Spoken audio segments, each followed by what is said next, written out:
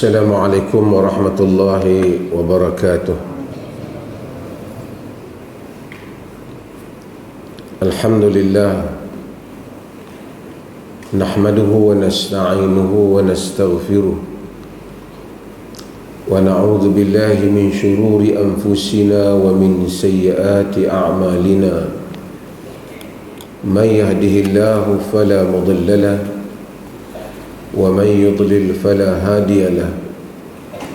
Asyhadu an la ilaha illallah wahdahu la syarika lahu wa asyhadu anna Muhammadan abduhu wa rasuluh, amma ba'd.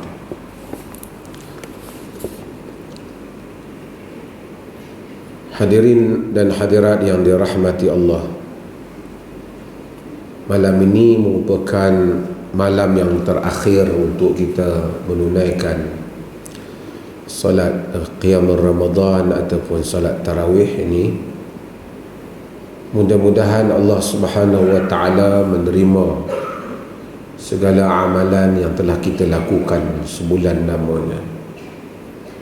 Ia adalah satu detik yang menyedihkan apabila kita menyedari peluang yang besar ini akan berakhir. Hadirin dan hadirat sekalian, sebelum saya bercakap satu dua hal, kita orang Islam amat berduka cita ketika kita menyambut bulan Ramadan, ketika kita salat tahun ini dengan apa yang berlaku kepada umat Islam di Palestin. Yahudi dengan sejarah kebinatangannya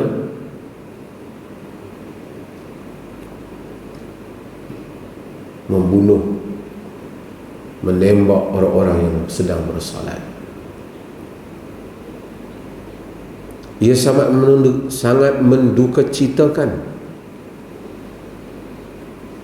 beberapa juta Yahudi Zionis Israel itu boleh membuli umat Islam. Jika kita kecilkan lagi bangsa Arab,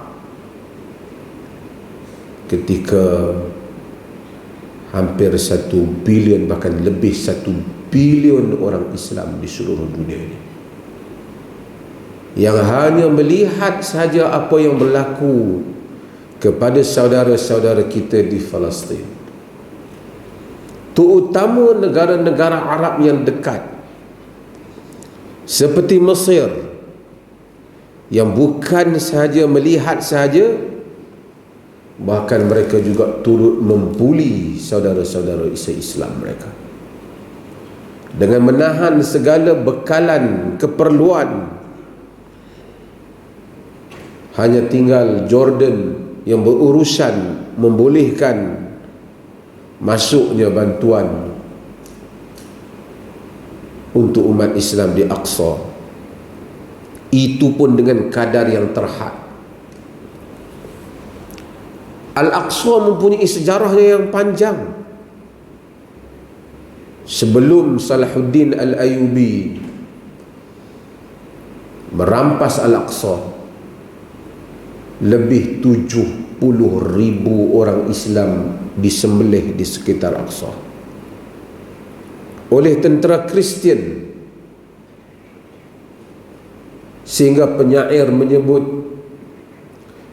mazajna dima'an bid-dumu'i sawajimi falam yabqa minna ardatun lil maharimi. Syarru silahil mar'i dam'un yufiduhu idzal harbu syubbat naruha bisawarimi. Maksudnya mazajna dima'an bidumu'is sawajimi, kita telah mencampurkan air mata kita telah mencampurkan darah dengan air mata yang begitu banyak, sehingga tidak lagi tinggal penghormatan untuk orang hormat kepada kita. Seburuk-buruk senjata, syarru silahil mar'i dam'un yufiduhu, seburuk-buruk senjata satu orang ialah air mata yang mengalir. Idzal harbu syubbat naruha bisawarimi, ketika mana api peperangan sedang marak menghancurkan. Yakni kita lihat peperangan berjalan membunuh saudara-saudara kita, kita hanya tahu untuk menangis tanpa bertindak apa-apa.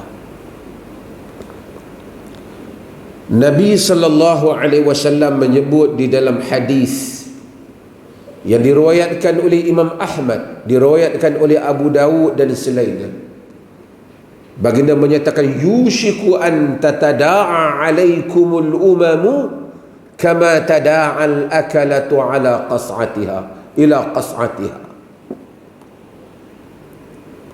Dibimbangi umat manusia semuanya berkumpul mengambil tindakan kepada kamu seperti mana pemakan-pemakan, orang-orang yang nak makan berhimpun di satu dulang makanan. Qas'ah ni dulang Arab yang besar, boleh makan sampai 9 orang. Yakni orang umat lain akan bully kamu orang Islam. Nabi kata akan berlaku. Sahabat hairan, macam mana boleh berlaku macam tu? Mereka tak banyak pun tak berlaku.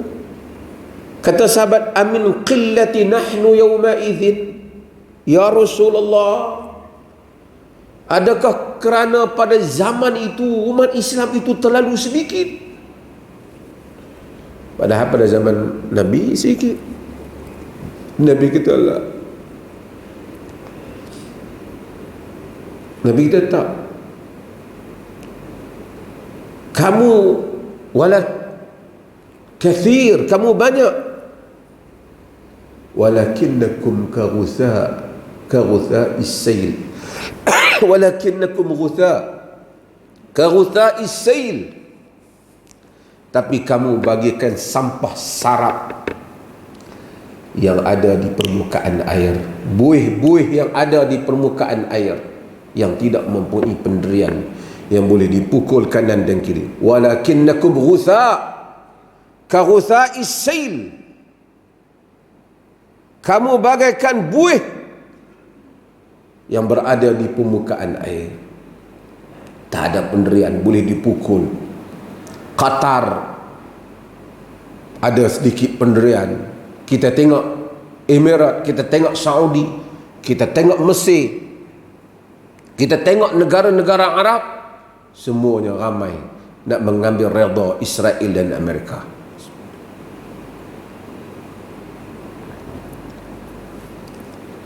La yanza'anna Allah min suduri aduwikum al-mahabbata minkum, Allah akan mencabut daripada dada-dada musuh kamu perasaan gerun kepada kamu. Dulu orang takut orang Islam ni, gerun. Wala yaqdhifanna fi qulubikumul wahn, dan Allah akan mencampakkan di dalam jantung hati kamu al-wahn. Sahabat bertanya, wa mal wahnu ya Rasulullah, wahan itu apa wahai Rasulullah? Wahan perkataan Arab.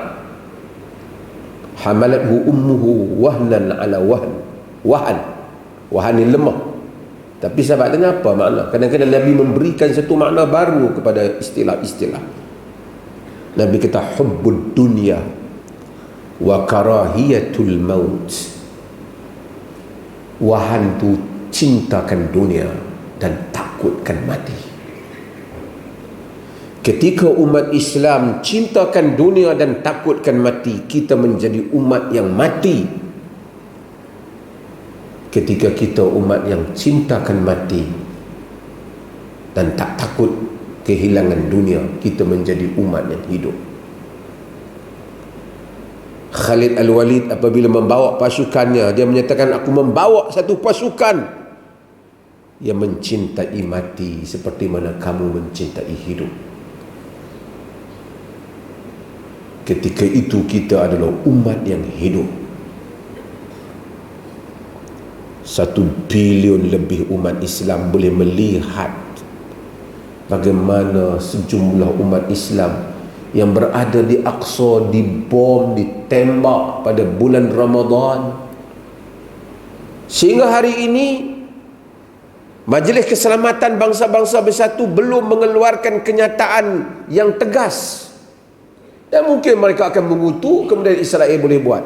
Bayangkan apa yang mereka buat. Yang mereka buat ialah bawa orang-orang luar Yahudi daripada US, daripada mata dunia, pergi halau tuan-tuan rumah orang Islam itu, suruh keluar dan suruh Yahudi ni masuk ambil rumah dia. Tuan-tuan, di rumah kita duduk, satu kerajaan mari, awak keluar, dia orang ni masuk. Satu sen pun tak bayar. Awak nak pergi duduk di mana? Ada khemah pelarian kami buat. Sebab tanah Palestin ni ribuan tahun dulu datuk nenek kami punya.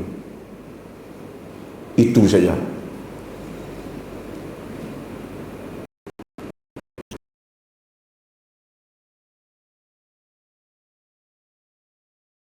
Dan ada orang yang menyatakan mesti bangkit menentang Yahudi. Ramai nanti negara Arab akan labelkan kumpulan ini pengganas teroris. Dan hatta dalam sebahagian orang Islam, negara ni pun kena hati-hati. Bahagian terorisme, jangan tengok orang anti Yahudi ya, teroris. Bagi mereka yang teroris itu semuanya orang Islam. Bila sebut teroris saja, tak terbayang dalam fikiran mereka, melainkan untuk menuding jari kepada orang Islam saja. Kalau ada orang Palestin yang terlepas ke sini, dia dikaitkan dengan pertubuhan penentang Israel, dia disenarai hitamkan sebagai pengganas. Umat yang mati, Syekh Ahmad Yasin. Tuan-tuan, mungkin sebahagian anak muda kita tak tahu Syekh Ahmad Yasin. Satu orang tua, satu orang yang lumpuh semasa umur dia 20-an kerana main sukan, hanya duduk di atas wheelchair, kursi roda, berjaya menggerakkan rakyat Palestin keseluruhannya untuk bangkit menentang Yahudi yang dinamakan dengan intifada. Dia sendiri tak boleh bangun, duduk atas kursi. Saya pergi rumah dia di Gaza. Masa tu dia dah tadi bom.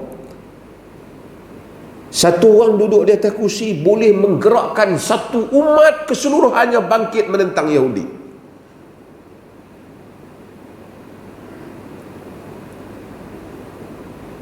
Ahmad Yasin berulang kali di penjara, masuk keluar penjara, duduk atas kursi.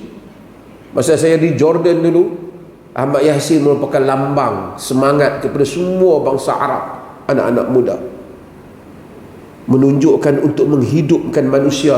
Kadang-kadang tak perlukan tangan dan kaki yang sihat, tapi otak dan jiwa dan iman yang sihat. Apa Israel buat pada dia? Dia lahir tahun 1936, tahun 2004, ketika dia pergi solat di masjid, dia balik daripada masjid, Israel gunakan helikopter Apache dia, daripada atas tembak dia yang sedang duduk, suruh kursi daripada masjid nak balik ke rumah. Hancur ya.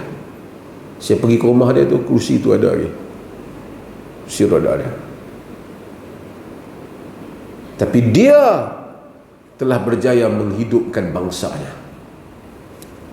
Jika tuan-tuan lihat orang Palestin salat ketika ditembak oleh Israel, kekal mereka di tempat mereka salat.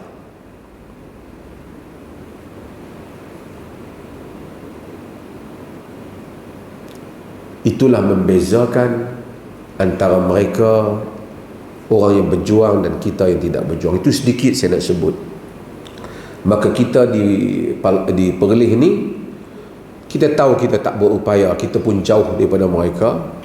Kita telah meminta supaya semua masjid membaca qunut nazilah. Setengah orang ni kita duk kalut urusan umat Islam, dia tak kerja lain, dia kerja duk berfikir lain. Ni nak baca qunut pula dah. Tok Guru ni Aziz dulu, ni bab dia lain. Kata tak boleh baca qunut. Bila kita kata tak boleh baca qunut? Ada tempat sembahyang witir kita baca qunut. Qunut nazilah kita baca qunut.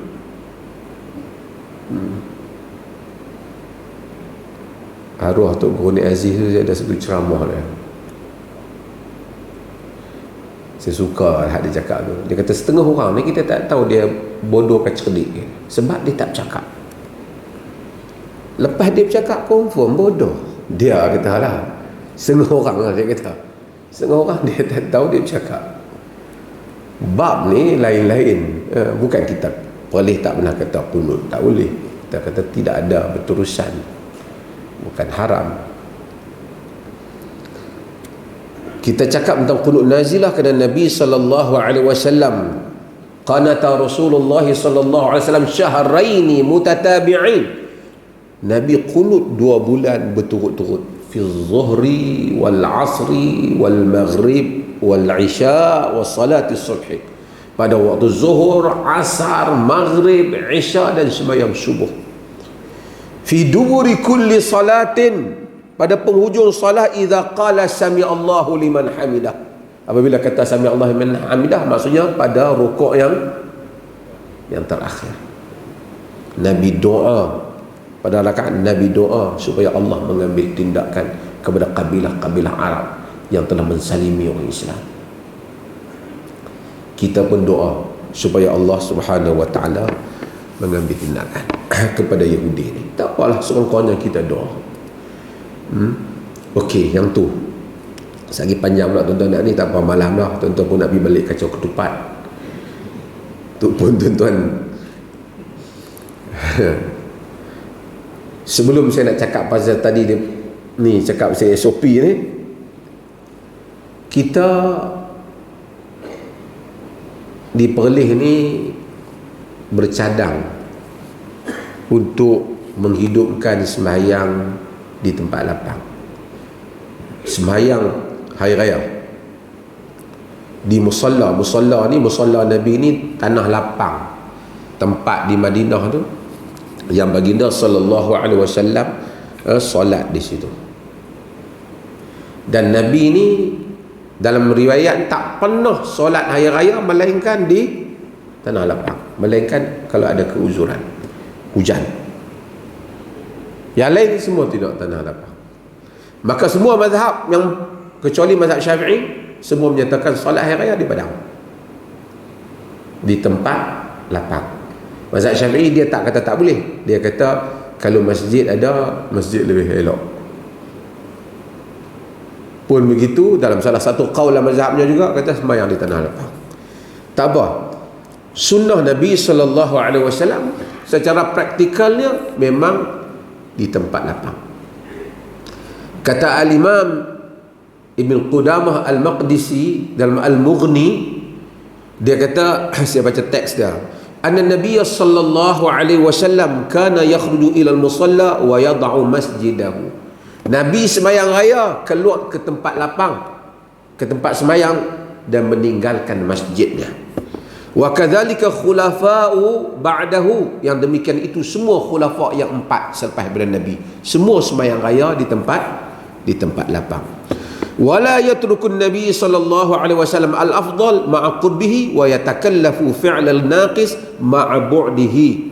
Tak mungkinlah Nabi ni meninggalkan yang afdal, iaitu masjid dia, sedangkan masjid lebih dekat dengan rumah dia, dan bersusah payah pergi yang tempat yang kurang pahala, sedangkan tempat tu jauh.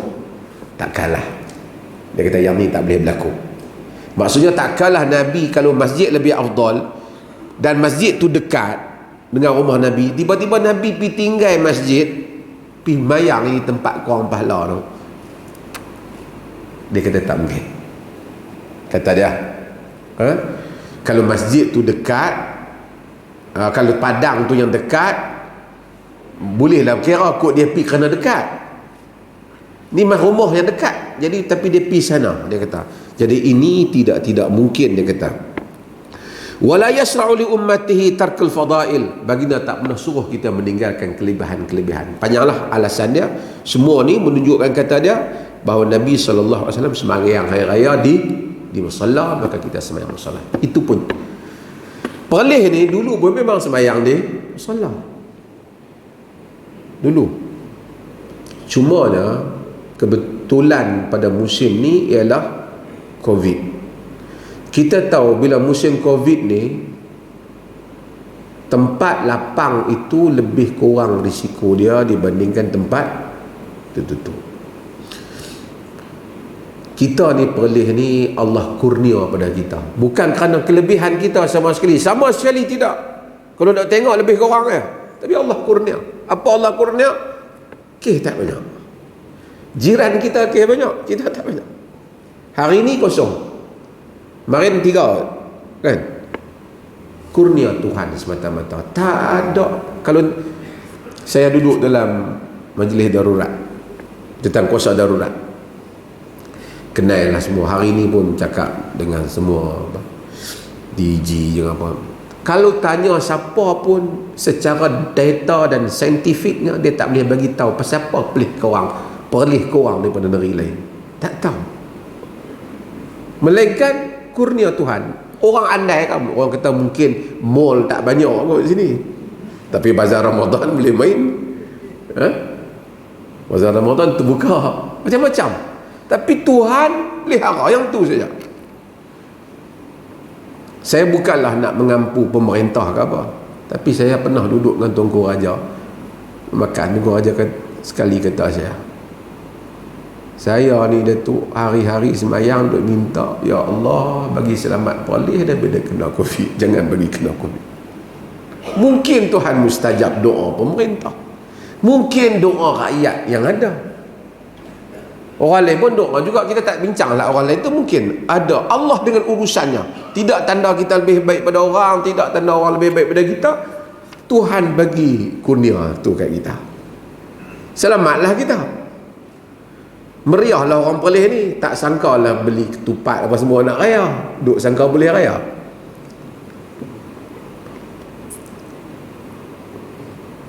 Mai baru keluar mai. Kita mesyuarat dulu ni pasal nak semayang di Padang ni. Sebelum tu saya mesyuarat darurat, lepas tu mesyuarat di peringkat negara, JAKIM, MKN dan mufti-mufti semua. Tak timbul. Mai petang kemarin mari SOP baru. Yang ni kita terkejut sikit lah. Jadi kita taklah nak komplain apa, cuma orang awam ni dia komplain sikit kan. Dia pasal mengejut. Kawan hak beli, kawan macam-macam dia mengejut. SOP ni standard operating procedure kan. Lama-lama jadi semua orang pening kepala SOP ni. Sebab dia nak kena certain. Saya sebut pandangan saya lah, saya taklah kata komplain. Mungkin orang terkejut sikit kalau habaq amaran awal kata 2 minggu kita kemungkinan nak SOP dan orang nak beli ketupat pun kurang sikit, nak beli pulut pun kurang sikit, yang pergi tempah daging pun tak banyak sikit. Last minute. Tapi tak apalah. Hari ni kita duk bincang, kita punya alasan.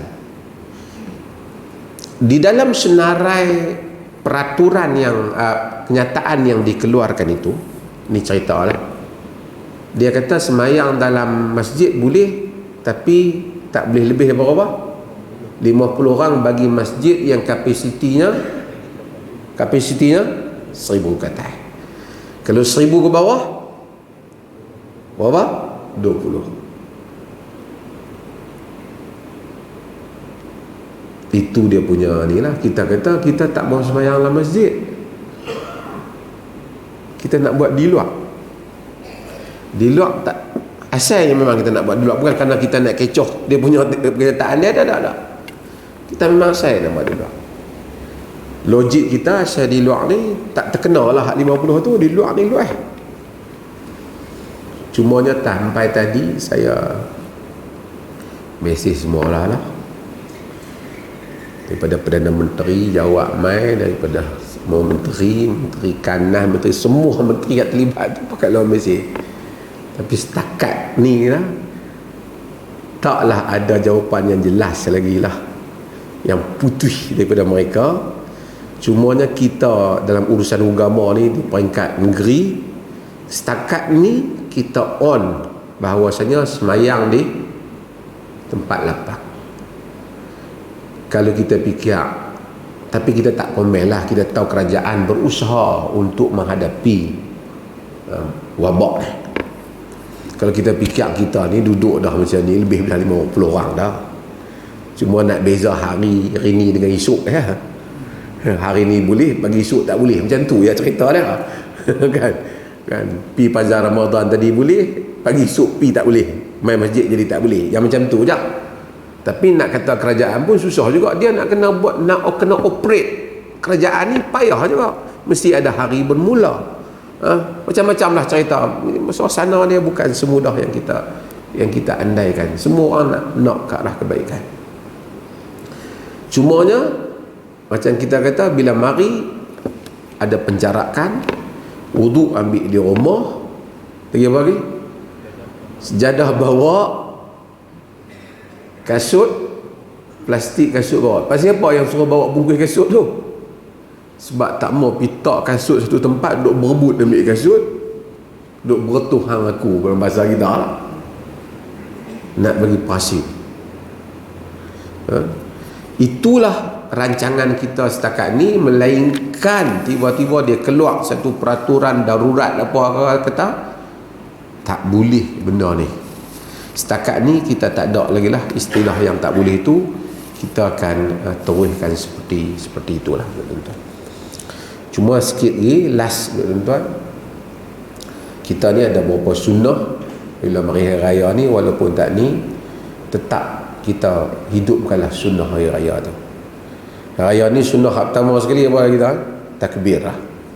Nabi SAW membanyakkan takbir, khususnya bila kita keluar daripada rumah, takbir. Kita kadang-kadang bila keluar dari rumah kita pun sibuk, dah sembang, kita tak takbir. Patut kita takbir satu kereta, kita takbir sehingga sampai ke tempat solat kita. Baginda SAW keluar pada jalan lain, balik pada jalan lain, khalafat tariq. Pasal nak banyak, kita tak apalah, mungkin jalan kita tak sama macam zaman dulu, melainkan nak pusing banyak kali pun, tapi tak apa, perlih dia kira satu daerah, untung perlih ni. Jadi mudah-mudahan Allah Subhanahu Wa Taala rahmati kita. Dan saya duk tengok tentang dia punya prosedur dia ni, mudah-mudahan banyak benda yang kita buat, banyak benda hak dalam amalan hari raya ni kita dah buat dah.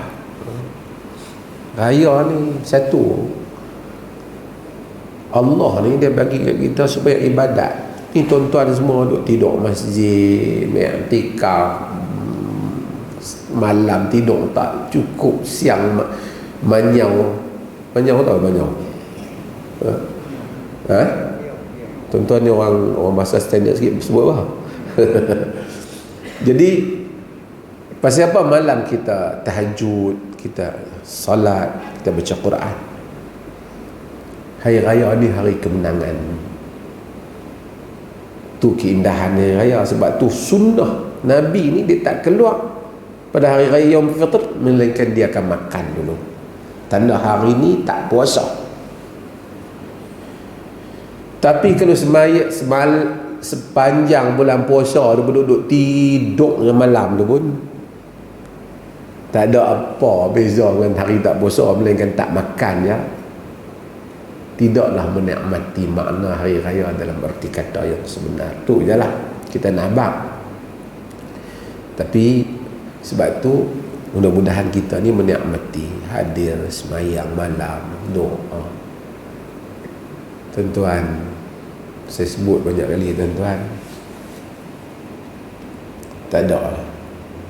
Tuhan ni dia kata kat kita, huwallazi ja'ala lakumul arda dhalulan famshu fi manakibiha wa kulu min rizqi. Dia yang menjadikan kepada kamu bumi dhalulan, mudah bagi kamu, famshu fi manakibiha, berjalanlah atas muka bumi, wa kulu min rizqi, makanlah rezeki dah. Dia kata, maksudnya apa? Dia jadi bumi ni, dia suruh kita apa? Jalan mencari rezeki. Tapi akhirat dia tak suruh jalan. Dia kata wasari'u ila maghfiratin min rabbikum wa jannatin arduha as-samawati wal ardh. Bersegeralah kamu, bersegera dalam ayat lain, wasabiqu ila maghfiratin min rabbikum wa jannatin arduha ka'ardis sama. Bersegeralah kamu kepada keampunan Tuhan. Lumba kamu keampunan Tuhan, lumba. Rezeki atas muka bumi berjalan. Bukan kata salah pulun, tapi kita ni, saya lah terutama bukan tak. Hak atas muka bumi ni lari. Hak akhirat kalau berjalan lah, Islam merangkak belan-belan begitu lah. Quran kata wallazi ja'alakumul arda dhalul famshu, jalan. Untuk akhirat wasari'u apa? Lumba. Kita terbalik. Mudah-mudahan bulan Ramadan tahun ni adalah sikit suasana berlumba ni. Ujung kita ni, dan macam kita sebut selalu tuan-tuan, akhirnya Allah Ta'ala bagi tanda-tanda yang jelas untuk kita tentang kedatangan kiamat ni. Ramai orang tanya kita, Covid ni nak kiamat ke Mufti? Lepas tu tengok apa pula, itu ke tanda nak main kiamat ke? Kan? Sebab tu sahabat Nabi bila duk tanya kiamat, Nabi kata maza a'adatalah, kau bersiap apa? Kita pun tak bersiap. Tapi tanda kiamat hak paling jelas, Nabi kata wa yataqarrabuz zaman menjadi pendek. Fatakunu sanatu kasyahr, setahun macam sebulan. Hari ni ada orang nak minta kok kena sembahyang di rumah, khutbah nak baca di rumah, panduan hari raya di rumah ni, lupa pula dah tahun lepas. Rasa baru 2-3 bulan dah tahun lepas ni. Bulan puasa ni rasa macam baru masuk. Saya petang tadi kena pergi tengok anak bulan, berasa baru je pasang khemah tengok anak bulan nak masuk puasa, tengok anak bulan nak masuk Syawal tadi.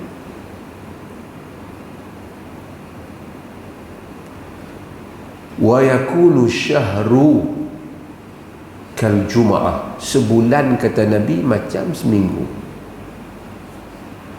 Wa takunu jum'atu kal yaum, seminggu jadi macam sehari. Ni orang tua-tua hak duk hidup ni, mereka boleh cerita kita sebulan zaman dulu dengan sebulan dah. Sebulan zaman dulu hak mereka menyanyi tu, penantian merupakan satu penyiksaan.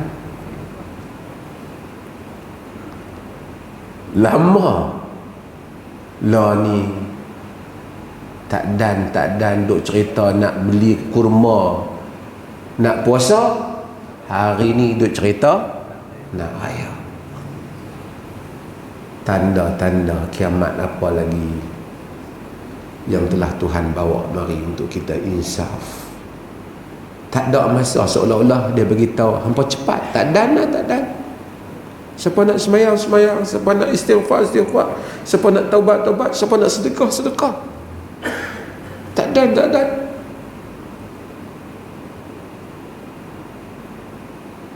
Kita selalu bertanya, mana-mana tanda kiamat? Ini tanda kiamat. Mudah-mudahan Allah rahmati kita semua. Sallallahu ala nabiyina Muhammad walhamdulillahi rabbil alamin.